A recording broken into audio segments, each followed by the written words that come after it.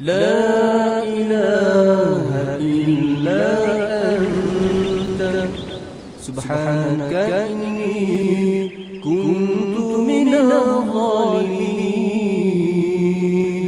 لا إله إلا أنت سبحانك إني كنت من الظالمين. لا إله إلا أنت سبحانك إني كنت من الظالمين. لا إله إلا أنت سبحانك إني كنت من الظالمين. لا إله إلا أنت سبحانك إني كنت من الظالمين. لا إله إلا أنت سبحانك إني كنت من الظالمين. لا إله إلا أنت سبحانك إني كنت من الظالمين. لا إله إلا أنت سبحانك إني كنت من الظالمين. لا إله إلا أنت سبحانك إني كنت من الظالمين. لا إله إلا أنت سبحانك إني كنت من الظالمين. لا إله إلا أنت سبحانك إني كنت من الظالمين.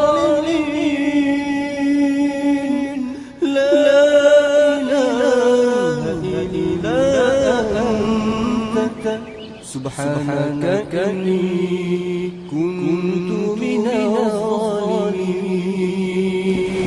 لا إله إلا أنت سبحانك إني كنت من الظالمين. لا إله إلا أنت سبحانك إني كنت من الظالمين.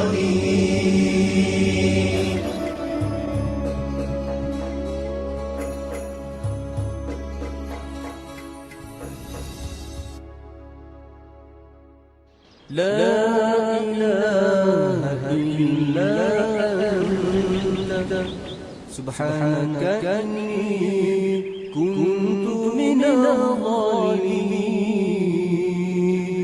لا إله إلا أنت سبحانك إني كنت من الظالمين. لا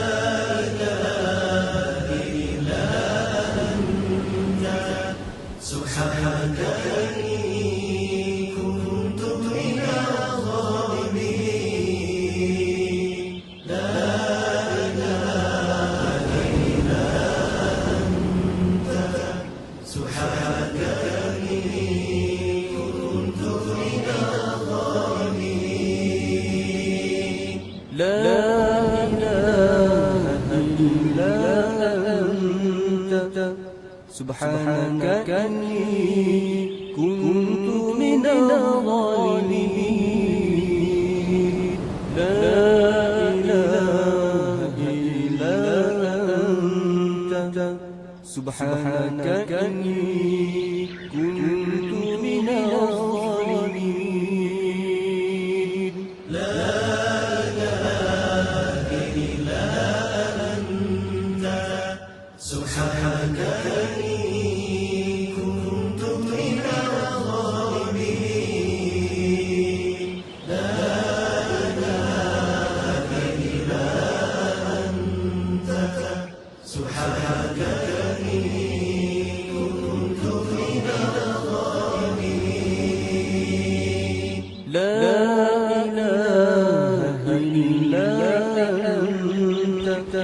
سبحانك إني كنت من الظالمين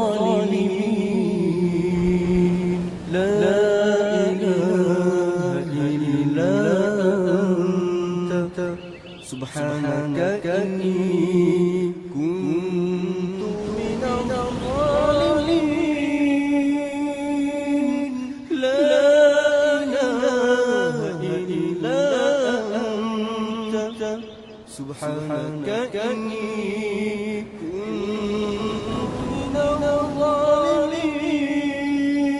الظالمين لا إله إلا أنت سبحانك إني كنت من الظالمين لا إله إلا أنت سبحانك إني كنت من الظالمين لا إله إلا أنت سبحانك إني كنت من الظالمين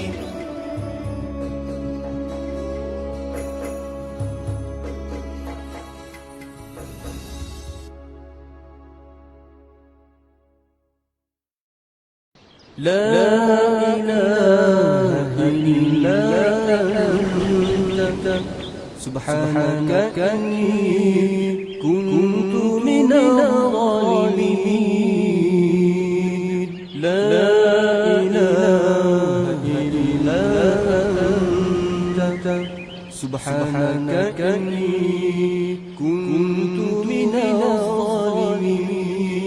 الظالمين لا إله إلا أنت سبحانك إني كنت من الظالمين لا إله إلا أنت سبحانك إني كنت من الظالمين لا إله إلا أنت سبحانك إني كنت من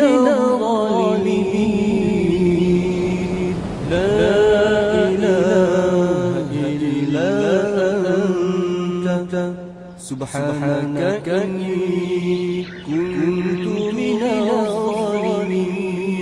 الظالمين لا إله إلا أنت سبحانك إني كنت من الظالمين لا إله إلا أنت سبحانك إني كنت من الظالمين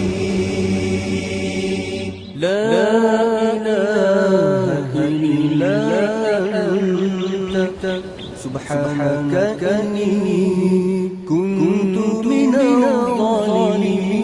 الظالمين لا إله إلا أنت سبحانك إني كنت من الظالمين لا إله إلا أنت سبحانك إني كنت من الظالمين لا إله إلا أنت سبحانك إني كنت من الظالمين لا إله إلا أنت سبحانك إني كنت من الظالمين لا إله إلا أنت سبحانك إني كنت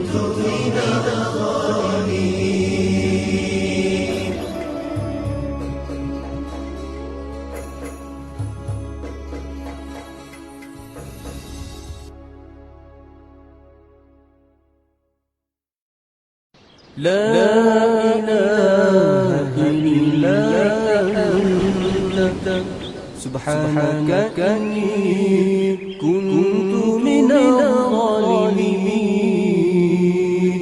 لا إله إلا أنت سبحانك إني كنت من الظالمين لا إله إلا أنت سبحانك إني كنت من الظالمين لا إله إلا أنت سبحانك إني كنت من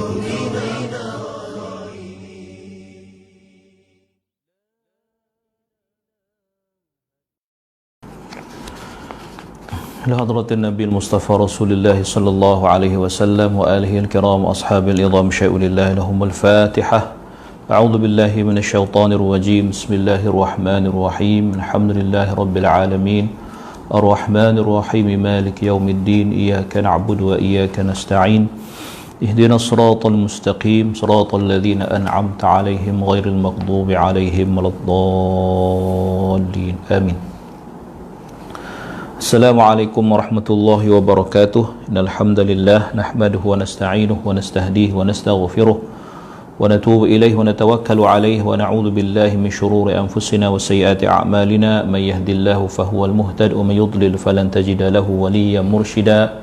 Asyhadu an la ilaha illallah wahdahu la syarika lah wa anna sayyidana Muhammadan 'abduhu wa rasuluh wa safiyyuhu min khalqihi wa habibuh balagha risalah wa addal amanah wa nasaha al ummah وكشف الغمة وجاهد في الله حق جهاده حتى أتاه اليقين اللهم صل على سيدنا محمد وعلى آله وصحبه وبارك وسلم أما بعد. Alhamdulillah, pertamanya syukur pada Allah Subhanahu wa taala atas segala nikmat yang Allah taala kurniakan kepada kita, terutama nikmat iman dan Islam.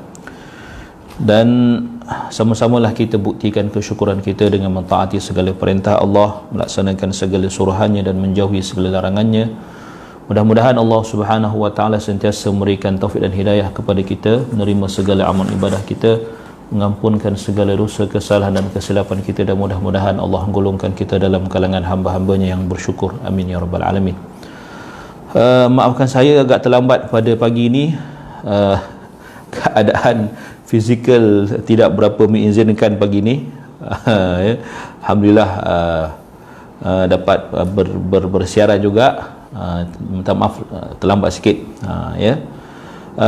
Kita berada pada muka surat yang ke-80, muka surat yang ke-80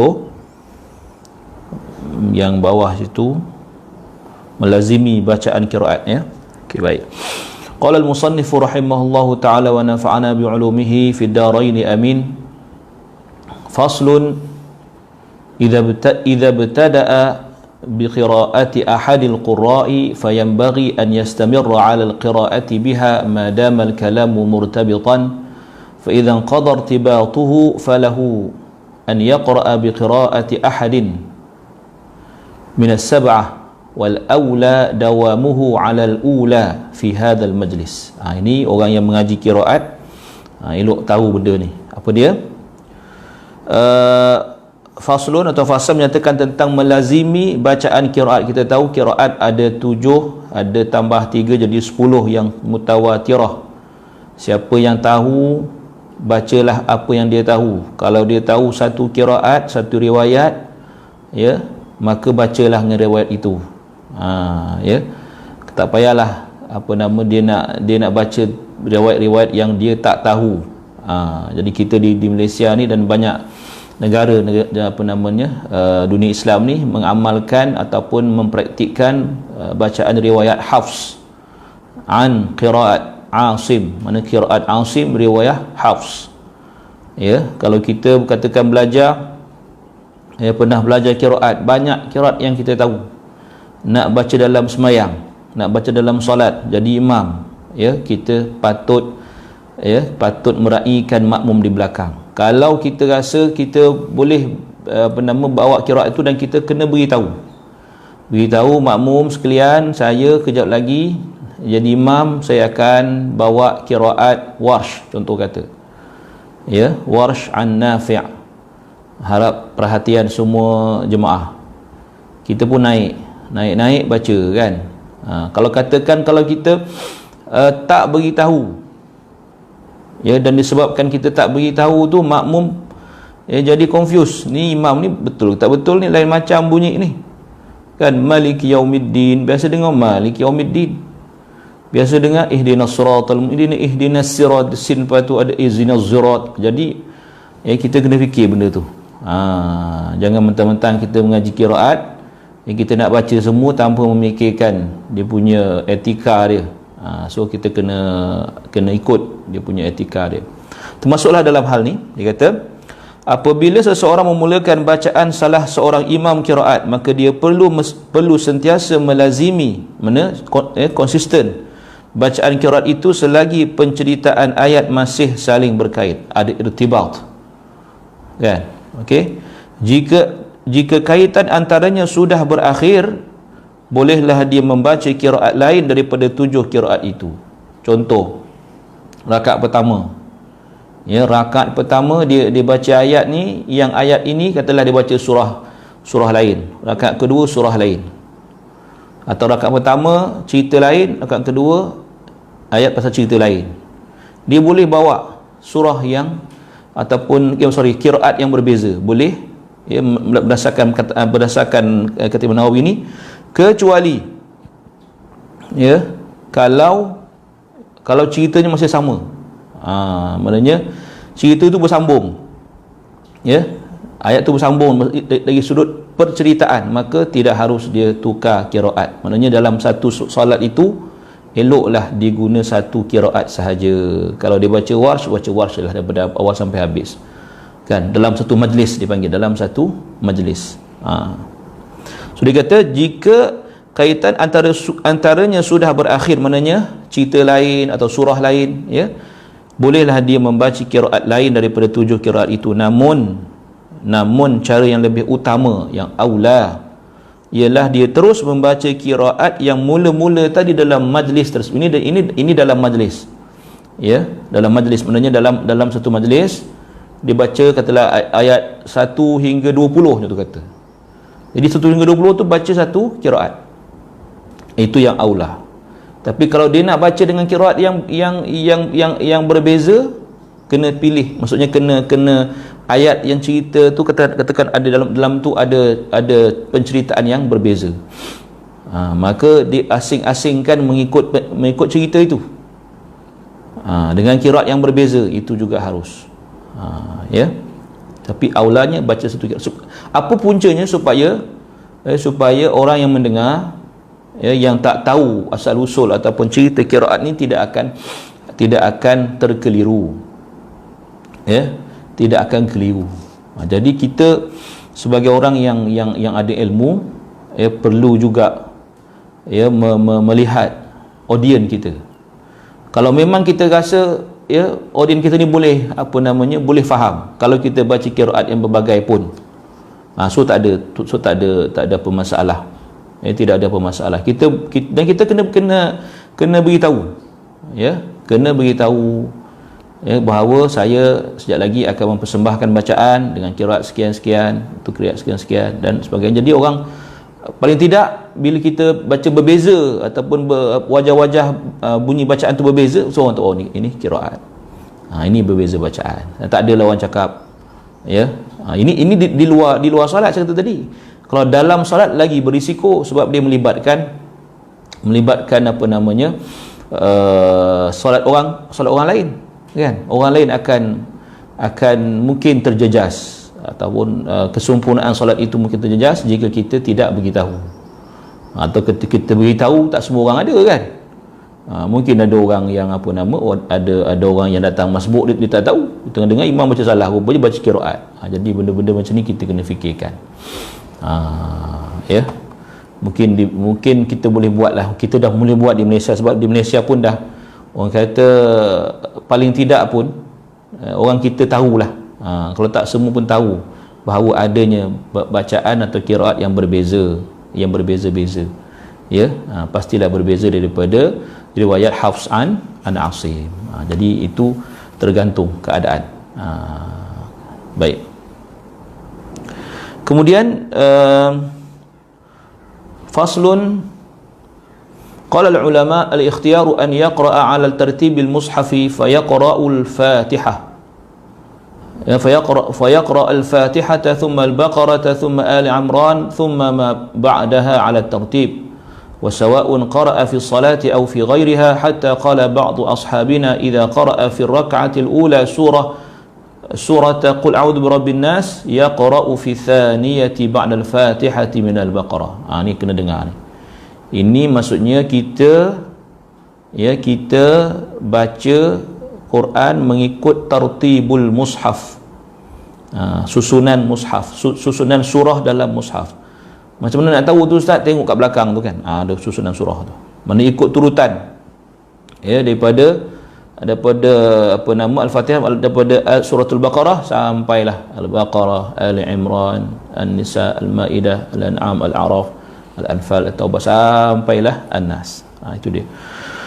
Ya, membaca Al-Quran mengikut turutan mushaf atau mashaf. Ulama berkata cara yang paling utama ialah membaca Al-Quran mengikut turutan mushaf atau mashaf. Maka apabila seseorang membaca suratul Fatihah, kemudian disusuli dengan surah Al-Baqarah, kemudian surah Ali Imran dan surah-surah selepas itu mengikut turutan, sama ada dibaca di dalam atau di luar solat. Sebab itu imam kena tahu, kan? Imam kena tahu aku ni baca surah apa. Ya, lepas ni nak baca surah apa, kan? Jangan naik semayang baru nak set nak baca surah apa, lama-lama tengok tersalah, kan? Rakaat pertama baca surah Ad-Duha, rakaat kedua baca surah Al-A'la, terbalik.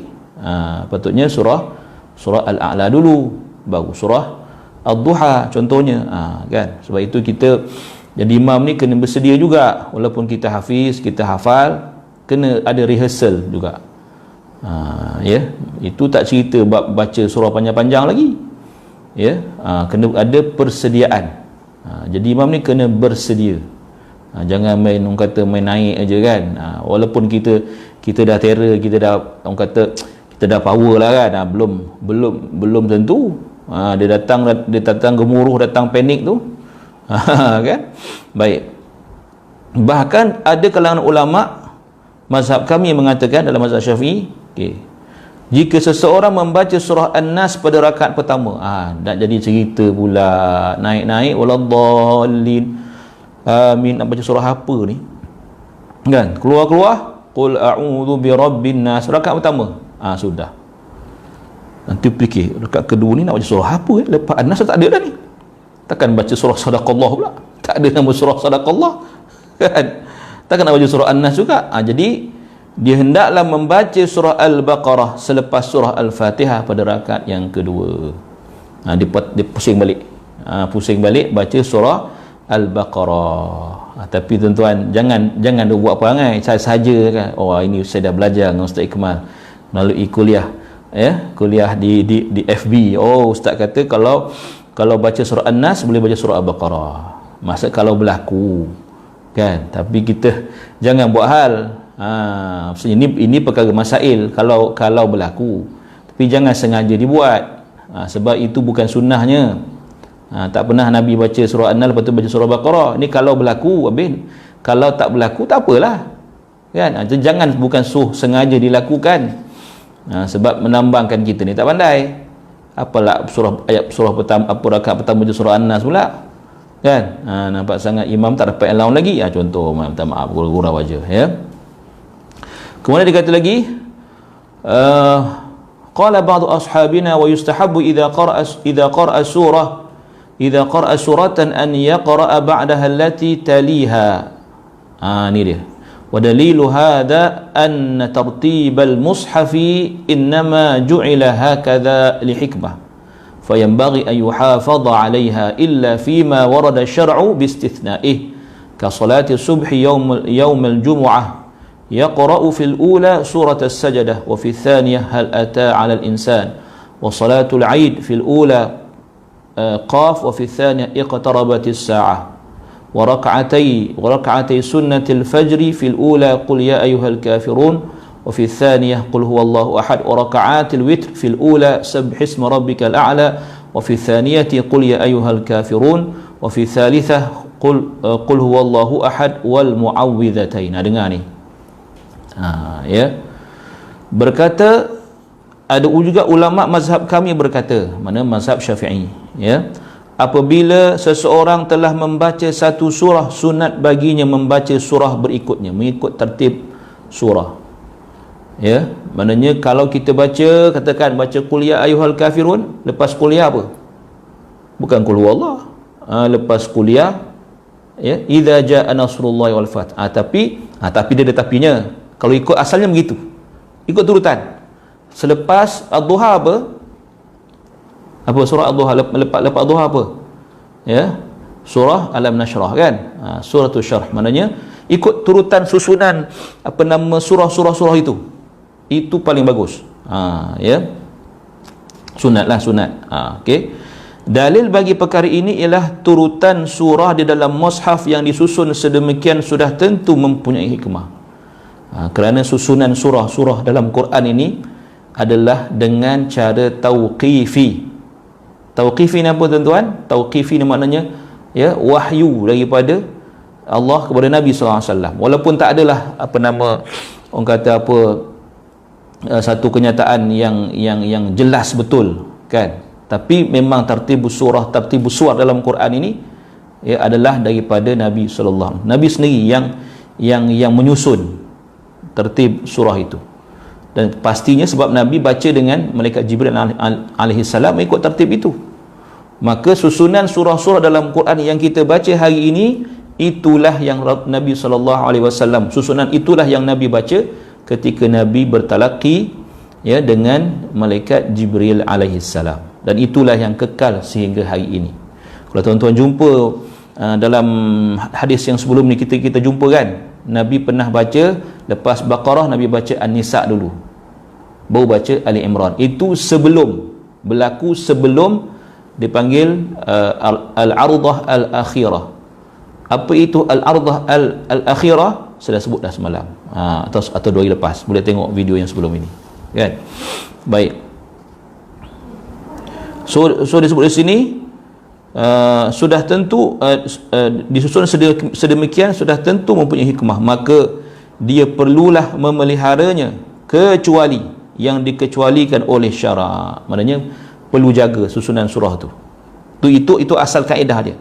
Tapi ada juga dalil-dalil yang menunjukkan Nabi baca surah-surah ini tidak ikut turutan. Maksud saya ikut turutan siapa dulu, cuma tak terus menerus. Macam tadi kan, sebab selepas ad-duha patutnya selepas qul ya ayyuhal kafirun sepatutnya idza jaa nasrullahi wal fath. Tapi Nabi tak buat begitu. Nabi baca qul ya, kemudian qul huwallah. Ada dalilnya. So yang itu adalah yang khusus. Maknanya Nabi sebut, ya, lepas baca surah ini, baca surah ini.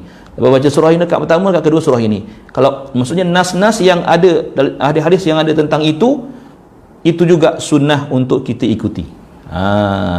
Kan? Contoh macam sembahyang subuh, ya, kita baca rakaat subuh Jumaat kan, rakaat pertama kita baca surah tu surah As-Sajdah, rakaat kedua kita baca surah Al-Insan. Kan jauh tu jarak antara surah Sajdah dengan surah Al-Insan tu jauh, ya, tapi sebab Nabi pernah buat, so kita baca apa namanya hari Jumaat subuh Jumaat tu dengan kaedah itu, sebab ada sunnah, ada hadis yang menyatakan sedemikian. Tengok di sini dia katakan, maka dia kecuali yang dikecualikan oleh syarak seperti solat subuh pada hari Jumaat dengan membaca surah As-Sajdah pada rakaat pertama dan surah Al-Insan pada rakaat kedua. Solat hari raya dengan membaca surah Qaf pada rakaat yang pertama dan membaca surah Al-Qamar pada rakaat kedua. Tapi kalau jarang-jarang biasa orang buat kan, kalau baca surah Qaf dengan surah Al-Qamar marah orang, panjang. Kan, ya.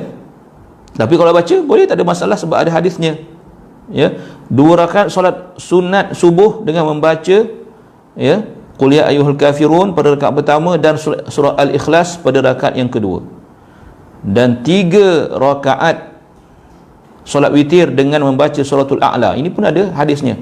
Ya, kita sembahyang witir setiap malam Ramadan ni kan. Rakaat pertama baca surah Al-A'la atau Sabbih isma rabbikal a'la. Rakaat kedua dia kata surah Al-Kafirun pada rakaat kedua dan surah Al-Ikhlas serta surah Al-Mu'awwidhatain Al-Falaq dan An-Nas pada rakaat yang ketiga. Kan? Pertama Al-A'la, kedua Al-Kafirun, yang ketiga 3 kul. Kita bagi 3 kul, kan? Qul ya Al-Kafirun, surah Qul huwallahu ahad, lepas tu Al-Falaq dan An-Nas. Itu ada hadis, sebab itu dibuat. Boleh tahu Ustaz nak baca surah lain? Boleh, tak ada masalah. Itu sunat saja. Surah-surah ni adalah yang sunat. Sunat baca kan lepas Fatihah. Tapi jangan pula kita bila kita kata sunat tak payah baca Fatihah tu rukuk, memanglah sah sembahyang tapi rugilah. Kan? Orang kereta cantik, kita buruk. Ya, orang kereta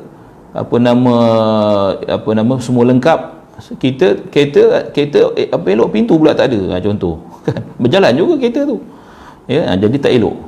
Jadi maksudnya kita nak cari kesempurnaan, bukan hanya nak melepaskan kefarduan atau melepaskan tuntutan, tidak. Orang Islam dia tidak macam tu. Tidak macam tu. Dia cari yang terbaik, dia buat ibadah yang terbaik. Macam mana dia buat untuk dunia dia, nak yang terbaik, baju nak cantik, nak lawa, kan, handphone nak canggih, ya, macam-macam, semua nak yang terbaik, maka begitu juga, ya, bahkan lagi dalam hal-hal keagamaan. Baik, kemudiannya dia kata walau khalafal muwalah mana apa? Mengikut turutan tadi, faqara'a suratan la talil ula aw khalafa tartib faqara'a suratan thumma qara'a suratan qablaha jaza faqad ja'a dhalika atharun kathirah. Dia kata sekiranya dia menyalahi turutan surah dengan membaca surah yang tidak mengiringi surah pertama, atau menyalahi tertib dengan membaca suatu surah kemudian membaca surah sebelumnya, terbalik, kan? Hal ini adalah harus. Banyak athar yang diriwayatkan mengenai hal ini. Kita waqad qara'a Umar bin Al-Khattab radhiyallahu anhu fi rak'atil ula min as-subhi bil kahfi wa fi thaniyati bi Yusuf. Ya. Dia kata Sayyidina Umar Umar Al-Khattab pernah membaca suratul kahfi pada rakaat pertama, dan dalam solat subuh dan baca surah Yusuf pada rakaat kedua. Panjang tu. Al-Kahfi dah sekian minit dah. Kedua surah Yusuf pula panjang juga. Kan? Ya. Tapi solat subuh, kan, sebab solat subuh ni sunatnya kita panjangkan bacaan. Sebab solat subuh ni dia ada istimewanya, wa Qur'an al-fajr dipanggil. Ya, inna Qur'an al-fajr kana mashhuda. Ya. Jadi bagi imam kalau sembahyang subuh ni biar panjang sikit, tapi tu tengok keadaan juga. Macam hari tu kan, bila subuh dah tambah 8 minit, jadi menyebabkan kawan-kawan kita yang mungkin masa dia lepas subuh terus pergi kerja, kan. Orang kadang-kadang bukan duduk Kuala Lumpur, dia duduk nilai tapi kerja Kuala Lumpur, duduk Seremban kerja Kuala Lumpur. Jadi dia sembahyang subuh tu dah pakai baju kerja dah. Jadi kita yang jadi imam ni, bila kita tengok belakang, kita kata istawu, luruskan saf, kan, rapatkan saf, kita semua tengok ada pakai baju kerja, nampak macam memang lepas ni nak terus pergi kerja. Jadi kita raikan, kan, kalau kata kita baca panjang sangat menyebabkan dia mungkin keadaan tak selesa, itu benda yang kita perlu, para imam kena perlu raikan, supaya kita tidak tidak menyusahkan jemaah. Ya, itu kena ada tu. Itu kena ada fiqhul waqi' dipanggil, kena ada satu fiqh lain, satu kefahaman tentang fiqh reality, kan. Ya, reality apa yang berlaku. Tu dia. Ya. Baik. Waqad karaha ya, waqad kariha jama'atun mukhalafata tartibil mushaf. Ya, dia kata namun sekumpulan ulama menghukumkan perbuatan menyalahi tartib surah dalam mushaf sebagai makruh. Dia panggil semalam saya sebut kan, tankisul qiraah. Dia panggil tankisul qiraah, maknanya kita terbalik. Kita terbalik. Tak ikut susunan apa nama surah-surah dalam mushaf, maka hukumnya makruh pada setengah setengah kumpulan. Maksud setengah ulama lah. Ada juga yang kata tidak menjadi tidak makruh. Seperti dalam ni lah, dalam teks ini. Kemudian dia kata warawa ibnu Abi Dawud anil Hasan annahu kana yaqrahu an yaqra al-Qur'ana illa ala ta'lifihi fil mushaf. Dia kata Ibn Abi Dawud meriwayatkan daripada Al-Hasan bila kita jumpa maknanya Al-Hasanul Basri, bahawa beliau tidak suka menyalahi tertib surah dalam mushaf. Ya. Wa bi isnadihi as-sahih an Abdullah bin Mas'ud radhiyallahu anhu annahu qila lahu anna fulanan yaqra'ul Qur'ana mankusan. Faqala dhalika mankusul qalb. Yang sebut tadi kan. Dia kata belum meriwayatkan lagi daripada dengan sanadnya yang sahih daripada Abdullah bin Mas'ud radhiyallahu anhu, ya, artinya pernah seseorang berkata kepada beliau, ada si fulan membaca Al-Quran secara terbalik, ya, tidak mengikut turutan surah. Beliau menjawab, ya, kata Abdullah bin Mas'ud kata, itulah yang dibalikkan hatinya, mangkusul qalb. Ya, tankisu qiraah, dia baca terbalik, maka kata Abdullah bin Mas'ud itulah orang yang dibalikkan hatinya. Di kadang-kadang tuan-tuan, pernah sekali saya tengok, pernah lah kan, dia hamba Allah ni dia tak pernah jadi imam. Itulah kali pertama dia jadi imam. Saya sebenarnya cerita dulu. Dia jadi imam di satu masjid yang hebat lah, masjid besar. Dia tak pernah jadi imam sebelum ni. Tiba-tiba dia dilantik jadi imam di situ, dan baru pertama kali dia naik jadi imam. Kan? Jadi gemuruh ni tu masya-Allah tabarakallah. Kan? Jadi dia baca terbalik. Dia baca maksudnya tak ikut susunan surah. Jadi lepas sembahyang saya bertanya dia. Saya tanya ustaz, perasan tak tadi ustaz baca terbalik surah ni? Betul Syekh, ana perasan, tapi tak boleh nak kontrol, dia kata. Gemuruh. Ni kata nervous ni. Ini bukan benda senang tuan-tuan. Ini bukan benda senang. Kan, terutama kalau masjid-masjid besar ni. Kan, kalau masjid kecil kat kampung lain lah, kan. Ni masjid besar. Kita sebut Allahu Akbar. Bunyi speaker, Allahu Akbar. Dia mari dah kata takut datang panic attack kan. Jangan main-main tuan. Peluh. Ya Allah, ya, saya dah mengalami segalanya tuan. Dah mengalami semua tu dah. Ya.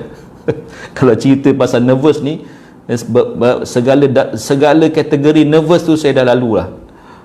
Masya-Allah tabarakallah. Tapi itulah, kita kena kontrol lah, kena ada kawalan. Dia nervous ni, macam mana kita bersedia, kita prepare macam mana hebat pun kita nak jadi imam kan. Kita nak jadi imam tarawih ke apa, kita prepare betul-betul, baca kan, lancar alhamdulillah, tasmik lah dengan kawan, dengan rumah lah, macam ni nak naik jadi imam. Tapi kalau bila dah Allahu Akbar tu, hadza bainaka wa bainallah, itu antara engkau dengan Allah. Dan ingatlah, Quran tu bukan milik kita. Ya, Quran tu milik Allah. Jadi bila Allah nak bagi kita, tak ingat lagi, Allah punya. Itu yang saya pegang tu. Ya Allah, bila saya naik, ya Allah, Quran ni engkau punya, aku dah baca, aku dah mengulang, aku dah mengingat. Kalau kau nak, kalau maksudnya kau bagilah yang terbaik pada aku. Itu doa saya. Berdoa tuan, bagi tak lupa. Ketika tengah sembahyang ni, jangan dia blackout. Tuan-tuan tahu blackout? Tahu kan, kalau kita kat rumah gelap. Macam itulah blackout. Dia gelap. Walaupun terang, nampak lampu, tapi blackout. Aku nak baca surah apa ni? Padahal tadi tadi kita baca surah tu, ayat tu dalam rakaat pertama. Naik rakaat kedua tak ingat nak sambung kat mana. Subhanallah. Itu semua pengalaman yang mengajar kita. Kena pula duduk belakang kita tengok alim ulama pula, lagilah. Kan, saya kalau setakat pembesar-pembesar saya tak takut sangat, tapi kalau ulama duduk belakang kita, Ya, orang-orang alim, orang hebat-hebat, maksudnya yang kita hormati, oi, datang lepas tu dia lain sikit tuan ya. Tapi itulah, kita bersedia yang terbaik, bacalah sebaik yang mungkin dan buatlah kerana Allah. Itu je. Betul saya itu je. Bersedia ya, kita rehearsal tu penting. Rehearsal tu maknanya apa? Kita raptai. Habis macam mana nak rehearsal? Masa kita mengulang sebelum isyak tu kan kita nak jadi imam tarawih. Jadi ya, kita sebelum isyak tu kita duduk dalam bilik itu, kita mengulang sekejap. Kita buat macam kita semayang. Mana kita berdiri buat macam ni, mengulang macam ni. Nak datang feel rehearsal kan? Nak datang feel kita tengah semayang tu. Itu yang boleh membantu. Itu sedikit betul lah untuk tuan-tuan yang mana kawan-kawan ya, anak-anak murid saya, adik-adik saya yang jadi imam ni, itulah sedikit betul kan. Baik, dan bacalah kerana Allah. Itu betul yang paling penting lah, baca kerana Allah. Orang nak kata ke, orang nak kata tak ingat ke, orang nak kata hafiz apakah al-habis, itu terpulang pada dia. Dia nak mengutuk kita, lantaklah dia. Dia nak kritik dia punya pasal, tapi kita dengan Allah, itu kena jaga. Ya, kita baca kerana Allah, jadi imam kerana Allah ya, kerana kita bersyukur Allah muliakan kita, dapat kita membacakan kalam Allah dalam keadaan kita menyembah Allah, dalam keadaan solat. Ini satu kemuliaan sebenarnya kan. Ini bukan soal duit, berapa bayar sebulan jadi imam ke Masjid Putra, berapa. Ada juga orang duk bertanya kan. Punya ramai juga ya, orang ni suka nak tahu berapa orang dapat duit kan. Ada juga dia suka. Dia suka kira duit orang. Tak tahu sebab apa. Wallahu a'lam tuan kan. Jangan tanya pula, ustaz kemarin buat live ni dapat berapa pula? Sudah. Masya-Allah, tabarakallah. Baik. Dia kata, wa amma qira'atu surati min akhiriha ila awwaliha fa mamnu'un man'an mutaakkidan fa innahu yudhhibu ba'da durubil i'jaz wa yuzilu hikmata tartibil ayat. Tu dia. Ya, tentang perihal membaca surah secara terbalik bermula daripada akhir ayat hingga awal ayatnya adalah dilarang dengan tegas. Saja baca qul huwallahu terbalik. Dia bagi qul hu song sang. Pernah dengar? Qul hu song sang ni antara amalan tukang sihir. Malam tadi saya cerita pasal sihir dekat ada FB kawan saya, Tuan Syazril, cerita pasal sihir kan. Antara cara orang buat sihir ialah dia baca qul huwallahu song sang. Dia baca keluar, dia baca walam yakul lahu kufuwan ahad kan, tu lam yalid walam yulad, wa tu bawa Allahu samad, wa tu qul huwallahu ahad. Dia terbalik tu ya. Jadi baca terbalik qul song sang ni, kalau sengaja baca ya, maka dia boleh, maksudnya ia adalah sesuatu yang dilarang. Maknanya apa? Maknanya benda yang kalau dia sengaja dibuat, ada sebab dia buat. Maksudnya antaranya ialah dengan untuk tujuan melakukan sihir. Ada. Tuan-tuan jangan buat. Saya cerita je tu. Ada pula yang buat kan, saja pula. Dosa kita, jangan Dilarang dengan tegas kerana ia menghilangkan sebahagian bentuk mukjizatnya dan hikmah di sebalik tertib ayat Al-Quran. Ibn Abi Daud ada kata sini. Okey, wa qad rawa Ibn Abi Daud an Ibrahim an-Nakhai al-Imam at-Tabi'i al-Jalil wal Imam Malik bin Anas annahuma karaha dhalik wa anna Malikan kana yu'ibu wa yaqul hadha azim. Apa kata dia? Ibn Abi Daud meriwayatkan pandangan daripada Ibrahim An-Nakhai, seorang imam tabi'in yang mulia, dan Imam Malik bin Anas bahawa mereka berdua tidak menyukai cara itu. Maknanya makruh pada mereka. Imam Malik mencelanya, bukan makruh, tidak menyukai terus ya. Maknanya ya, karahat tanzih, maknanya haram terus ya. Imam Malik mencelanya dan karahat tahrim, karahat tahrim, mengharamkannya. Imam Malik mencelanya dan berkata ini merupakan suatu dosa besar. Maknanya apa? Sengaja baca ayat-ayat Quran dengan terbalik, tidak mengikut turutan ayat. Sengaja buat macam tu, maka hukumnya adalah haram dan dosa besar. Sebab itu jangan dibuat. Okey. Dengar ni. Ini ada satu pendekatan yang bagus. Wa amma ta'limus sibyan min akhiril mushaf ila awwalihi fa hasan laysa hadha min hadzal bab fa inna dhalika qira'atun mutafadilah fi ayyamin mutaaddidah ma'a ma fihi min tashilil hifdhi alaihim wallahu alam. Ini tuan-tuan kena dengar. Dia kata namun mengajar anak-anak bermula dari akhir hingga awal mushaf. Ya. Kenapa? Kita ajar anak kita menghafal, kita ghostan daripada kan kita belajar dulu daripada surah yang belakang, daripada An-Nas, kemudian naik kan. Itu dia kata itu adalah tindakan yang baik dan tidak termasuk dalam bab ini kerana kaedah itu mengandungi pelbagai bacaan yang berbeza-beza yang dijalankan dalam tempoh yang lama di samping memudahkan mereka menghafaznya. Wallahu alam. Itu tak masuk dalam ni. Itu cara kita mengajar anak-anak hafal daripada belakang. Sebenarnya teknik hafal daripada belakang ni, ya, daripada surah-surah pendek-pendek ni sebenarnya sangat baik untuk anak-anak. Sebab kanak-kanak dia sifat dia cepat jemu. Cepat jemu. Jadi bila kita suruh dia hafal daripada belakang, kan, daripada juzuk 30, lepas tu 29, 28, ni pun baik sebenarnya. Untuk kanak-kanak lah, untuk kanak-kanak, sebab dia akan beri dia kemudahan untuk menghafal ayat pendek-pendek. Lepas tu kita tanya budak-budak kan, bila dia hafal juzuk 30 laju je kan, laju je.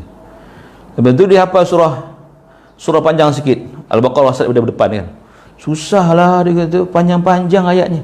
Saya kata apa panjang, sama je kan, satu muka sama juga 15 baris juga kan, mana-mana pun sama je 15 baris, cuma lah ada surah-surah tu dia apa kan, pembahagian surah tu. Jadi cumanya dari segi psikologi, dari segi psikologi, ya, elok menghafal daripada belakang sebenarnya. Dan itulah yang dibuat di negara Arab. Orang Arab memang hafal daripada belakang kan, daripada belakang sampai khatam daripada belakang.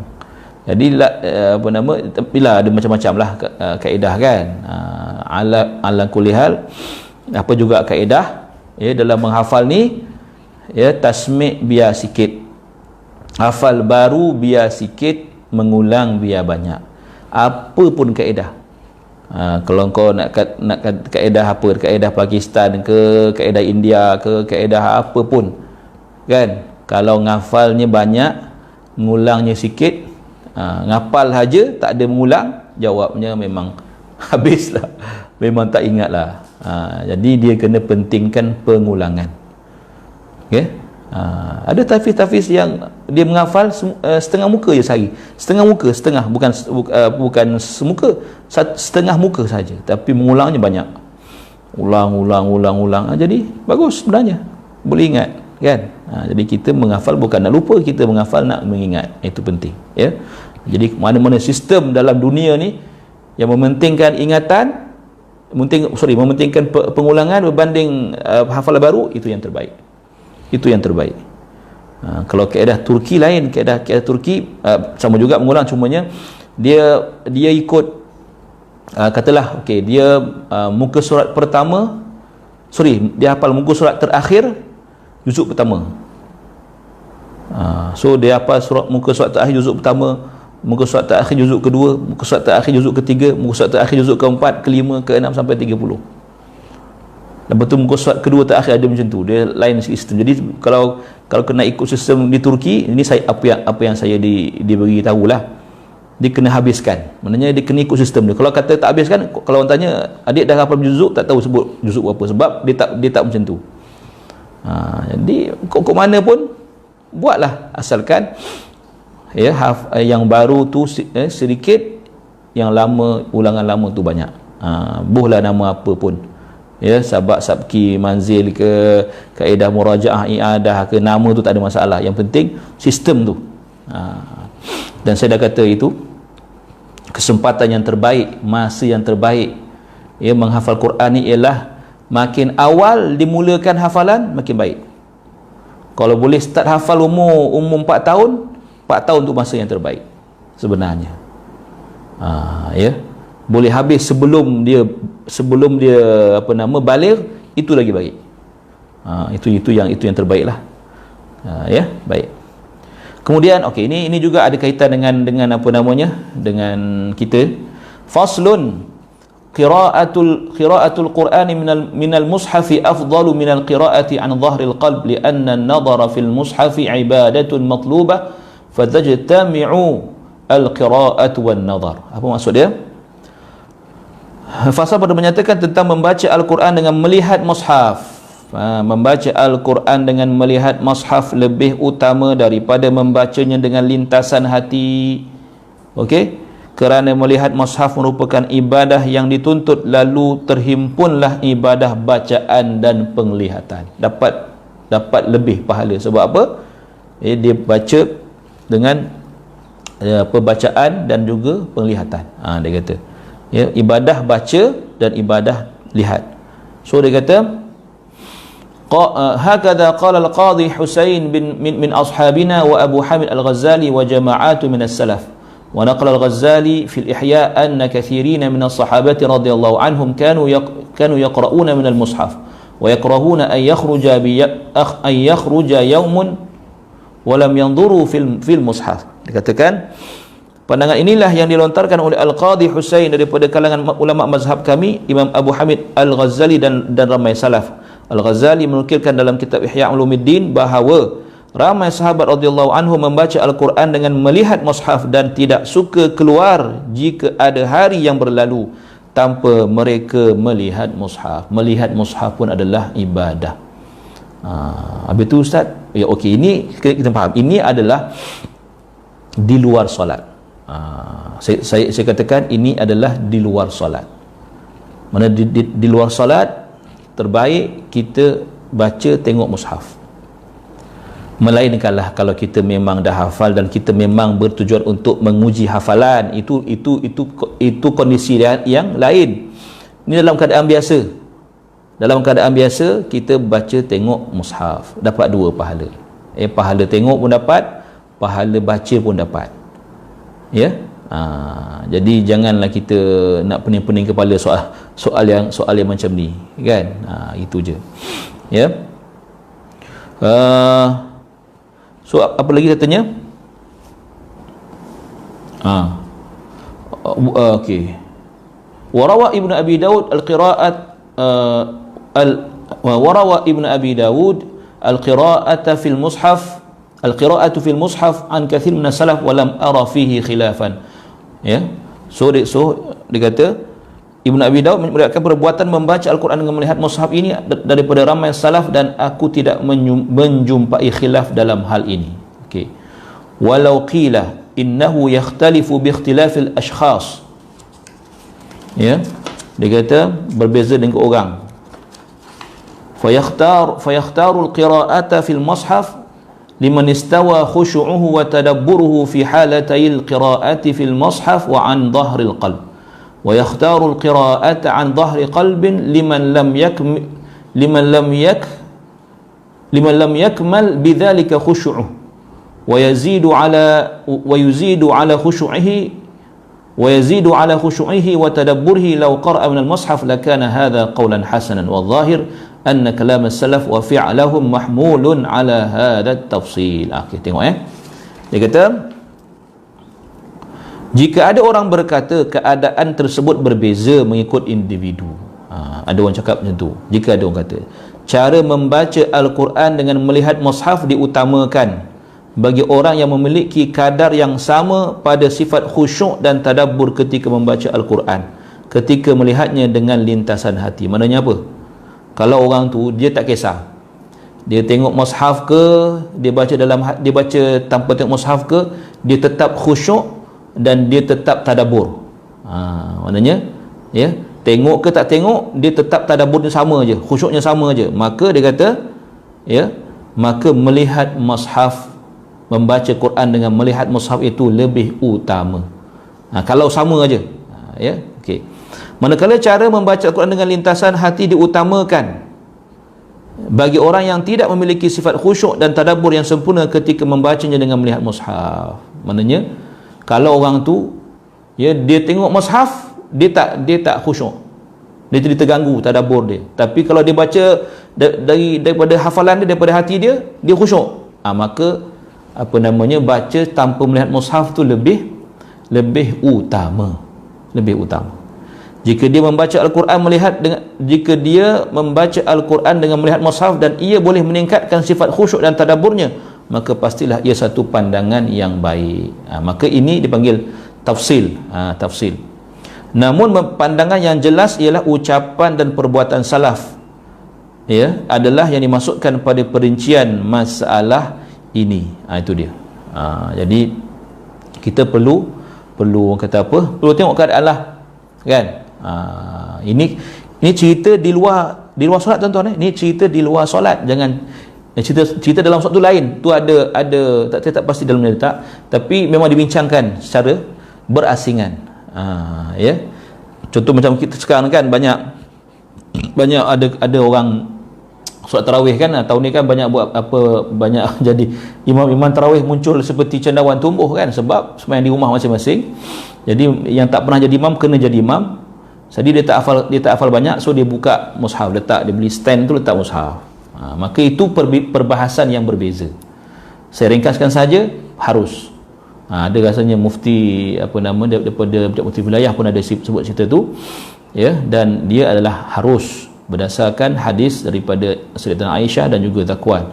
Cerita perbuatan Sayyidatina Aisyah dan juga hamba dia ataupun khadam dia nama Zakwan. Jadi dia sembahyang solat tarawih, solat dengan Aisyah dengan membaca Quran melihat mushaf. Maka berdasarkan dalil itu, maka harus.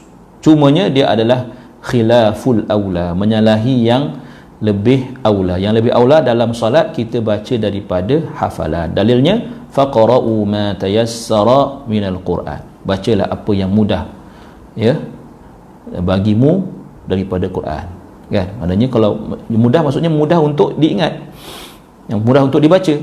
Pastilah dengan hafalan itu lebih mudah. Apa yang dibaca, yang dihafal itulah yang paling mudah, kan? Dah hafal kuliah kulullah jangan keluar je. Nak suruh baca surah Baqarah, gantikanlah, kan? Takut dilepaskannya, awak jadi imam, kita suruh bini jadi imam pula. Kan? Baik.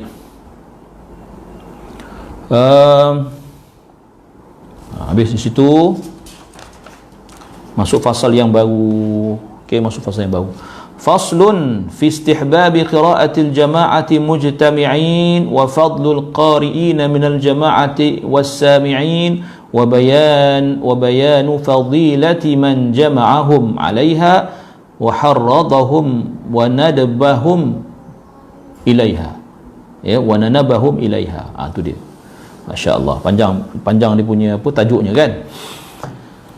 Okey, tentang membaca Al-Quran secara berjemaah. Macam mana cerita ni, kan? Macam ramai-ramai kelebihan orang-orang yang membaca secara berjemaah dan yang mendengar bacaannya serta menerangkan fadilat orang yang mengumpulkan jemaah tersebut.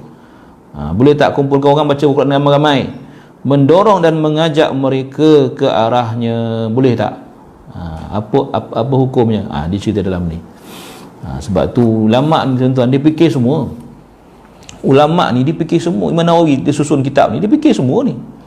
Apa yang ada kaitan dia akan terangkan. Jadi kita ni orang awam ni, kan, atau yang tak banyak ilmu ni, kita baca, dan kita ambil kesimpulan dan kita amalkan sebaik yang mungkin, ya. Baik. Dia kata i'lam anna qira'atal jama'ati mujtami'in mustahabbatun bid-dalail adh-dhahirati wa af'alis salafi wal khalafil mutadhahirah. Itu dia, ya. Ini jangan pula ada yang kata bid'ah pula ni, baca Quran ramai-ramai, kan, ya. Ini dalilnya Imam Nawawi sebut dah ni, ya. Ketahuilah bahawa bacaan Al-Quran secara berjemaah, tak kira baca Yasin ke, baca Al-Kahfi ke, baca apa ke, adalah sunat berdasarkan dalil-dalil yang nyata dan amalan para salaf dan khalaf yang saling menyokong hal ini. Baca Quran ramai, tak kira lah malam Jumaat ko, malam Sabtu ko, malam apa ko, kan, tapi baca ramai-ramai. Ya, minta maaf sekarang ni 9 pula. Yang saling menyokong hal ini, sebuah hadis sahih daripada Nabi sallallahu alaihi wasallam disebut, Faqad sahha an-nabi sallallahu alaihi wasallam min riwayati Abi Hurairah wa Abi Sa'id al-Khudri radhiyallahu anhum annahu qala ma min qaumin yadhkuruna Allah illa haffat bihimul malaikatu wa ghashiyatuhumur rahmah wa nazalat alaihimus sakinah wa dzakarahumullahu fi man 'indah. Qala Tirmidzi hadithun hasanun sahih, dan juga Imam Ahmad pun ada, ya. Dia kata sebuah hadis sahih daripada Nabi SAW yang diriwayatkan daripada Abu Hurairah radhiyallahu anhu dan Abu Sa'id al-Khudri radhiyallahu anhu, sabdanya yang bermaksud tiada suatu kaum, ya, yang mengingati Allah melainkan mereka akan dinaungi para malaikat, dilimpahi rahmat, diturunkan ketenangan ke atas mereka, dan Allah menyebut nama mereka di sisi malaikat. Nampak? Yadhkuruna Allah, mengingati Allah. Berzikir, ini juga antara dalil bahawa zikir boleh ramai-ramai, kan? Maknanya memang majlis zikir, majlis mengingati Allah, ya. Nampak? Okey. Sebab dia dalam ni dia tak sebut pun baca Quran. Dalam baca Quran nanti hadis yang lepas ni. Tapi hadis yang pertama ni, ya, qaumin ma min qaumin yadhkuruna Allah, mengingati Allah. Buat majlis zikir ramai-ramai, ingat Allah juga. Baca Quran, ingat Allah juga. Tazkirah, majlis ilmu ramai-ramai, ingat Allah juga. Kalau kita nak faham maksud yadhkuruna Allah di situ. Kalau orang nak faham maksudnya yadhkuruna Allah tu berzikir beramai-ramai, itu hak dia, dia nak faham begitu. Jangan kita kata, oh ini bukan, ini baca Quran je, ini bukan zikir. Jangan macam tu, kan? Benda yang ada umumnya biar dikekal dengan keumumannya. Jangan kita pula mengkhaskan dia tanpa dalil, kan? Baik. Contoh lagi hadis yang lain pula. Wa an Abi Hurairah radhiyallahu anhu anin Nabi sallallahu alaihi wasallam qala ma majtama'a qaumun min fi baitin min buyutillah yatluna kitab Allah wa yatadarasunahu bainahum illa nazalat alaihimus sakinah wa ghashiyatuhumur rahmah wa haffathumul malaika wa dzakarahumullahu fi man 'indah.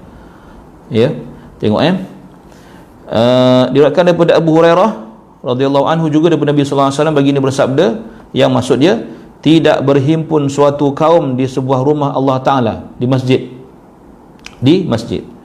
Yang tadi itu tak sebut di masjid ke tidak, kan? Mana-mana pun tak apa. Ya, sambil membaca Al-Quran, kitabullah, dengan bertadarus sesama mereka. Ni kata tadarus ni dalil tadarus. Dalil tadarus ramai-ramai dekat masjid. Ni dalilnya. Jangan gaduh-gaduh, ada dalil, kan? Apa fadilatnya? Melainkan mereka memperoleh ketenangan, dilimpahi rahmat, dinaungi malaikat, para malaikat, dan Allah menyebut nama mereka di sisi para malaikat. Nampak? Ini fadilat besar, tuan. Baca Quran ramai-ramai, tadarus ramai-ramai, berzikir ramai-ramai. Ini ada cerita dalam ni. Kita kena faham. Kalau kita rasa kita tak bersetuju dengan pandangan ini, ada pandangan lain, itu hak masing-masing. Tapi jangan kita kata orang lain tak faham, kita je yang faham. Tak boleh. Kalau benda yang memang ada keluasan dalam memahaminya, biarkan ia luas begitu, ya. Kalau memang ada, maksudnya tak ada makna lain, itulah makna, satu-satunya makna, kena ikut. Sebab itu kalau kita bijak apa benda yang berlaku dalam hal fiqah terutamanya yang dah dibahasan oleh ulama, tak payah kita nak timbulkan balik benda. Kalau benda tu nyata khilaf, maknanya adalah khilaf di situ, adalah perbeza pandangan di situ. Jangan kita duk menegak, orang kata nak bertegang urat, nak bergaduh-gaduh tak habis-habis, kan? Kalau dah memang ada khilaf lah, kita bersetujulah kita bahawa situ ada khilaf, kan? So itu kata agree to disagree, kita bersetuju untuk tidak bersetuju, kan? Dan kita anggap itu suatu perkara yang bukan anggap, memang pun benda tu dah dibahaskan panjang lebar oleh para ulama. Kalau kita duk tegang bab khilaf ni, seolah-olah kita hanya mengulangi cerita, kita buat siaran ulangan, kan? Macam Astro suka buat siaran ulangan, kan? Siaran ulangan kepada perkara yang dah settle dah. Ya khilaf, so khilaf lah, nak buat, kan? Jadi kita apa namanya kita berlapang dada. Berlapang dada. Kalau kita nak orang terima pandangan kita kena terima pandangan orang. Dan kita dekat Malaysia ni macam ni amalannya, dan ada pun dalil, maka kita terimalah amalan yang telah diamalkan di negara kita. Jangan kita sibuk nak bawa amalan yang di negara orang pun yang ada dalil juga dibawa ke kita, sedang kita pun ada dalil juga, kan? Dan ada juga perbahasannya, contoh macam ni lah, kan? Baik, mana tadi? Ni. So dia kata dah lebih lah masa. Sikit lagi, sikit lagi. Okay. Wa an Muawiyah radhiyallahu anhu anna Nabi sallallahu alaihi wasallam kharaja ala halaqatin min ashabihi faqala ma yujlisukum qalu jalasna nadhkurullaha ta'ala wa nahmaduhu lima hadana lil Islam wa manna alaina bih faqala atani Jibril alaihi salam fa akhbarani inna Allah ta'ala yubahi bikumul malaikah. Allahu akbar. Rawahu Tirmidzi wan Nasa'i wa qala Tirmidzi hadits hasan sahih wal ahadits fi hadha katsira. Disebutkan di sini Muawiyah radhiyallahu anhu meriwayatkan yang bermaksud Rasulullah SAW keluar menemui suatu halaqah. Halaqah makna apa? Kumpulan. Mana bukan seorang-seorang, kumpulan. Iaitu ada halaqah. Kalau banyak halaqah dia panggil hilaq. Halaqah jamak dia hilaq. Bukan hailaq kita, hilaq. Dia kata Nabi jumpa satu halaqah, sahabat-sahabat duduk situ ramai-ramai. Dia tanya, apa tujuan kalian duduk? Ma yujlisukum, apa pasal duduk ramai-ramai ni? Kan? Mereka menjawab, kami duduk untuk mengingati Allah, dan memujinya kerana dia memberikan petunjuk agama Islam dan menganugerahinya kepada kami. Lalu baginda bersabda, Jibril alaihissalam datang kepadaku dan memberitahu bahawa Allah Ta'ala berbangga dengan kalian di hadapan para malaikat. Allahumma ja'alna minhum. Mudah-mudahan kita pun dapat fadilat kelebihan yang sama, kan? Nabi apa Allah sebut nama-nama kita di sisi malaikat, itu hamba-Ku si fulan, hamba-Ku si fulan, hamba-Ku si fulan sedang berkumpul di dunia, di masjid sekian, tengah mengaji, tengah baca Quran, tengah berzikir. Jadi Allah sangat gembira dan berbangga dengan dengan hamba-hambanya yang buat demikian. InsyaAllah kita sambung lagi. Betul-betul yang akan datang. Agak kurang sihat sikit. Minta maaf tuan pada hari ini. Yang tak sihat tu perut tak sihat. Tuan-tuan tahu lah kan apa penyakitnya. Tak apalah, mudah-mudahan sihatlah insya-Allah lepas ni. Itu saja. Kita jumpa lagi esok hari insya-Allah dengan izin Allah Subhanahu Wa Taala. Jadi ambillah pengajaran daripada apa yang saya ni. Kalau ada yang tak faham, boleh berinteraksi di apa nama boleh tulis di ruangan komen. Kalau saya sempat tengok nanti saya akan tengok dan saya akan jawab insya-Allah. Tak sempat hari ni, esok kita kita jawablah. InsyaAllah ta'ala. Qul qawli hadha wa astaghfirullahal azim li wa lakum. Wassalamualaikum warahmatullahi wabarakatuh. Subhanakallah wa bihamdika asyhadu an la ilaha illa anta astaghfiruka wa atubu ilaik. Bismillahirrahmanirrahim. Wal 'asri innal insana lafi khusr illa alladhina amanu wa 'amilus solihati wa tawassaw bil haqqi wa tawassaw bis sabr. Qul wallahu جمال ذكرى سلمنا معنا حظا فهو عمادي يوم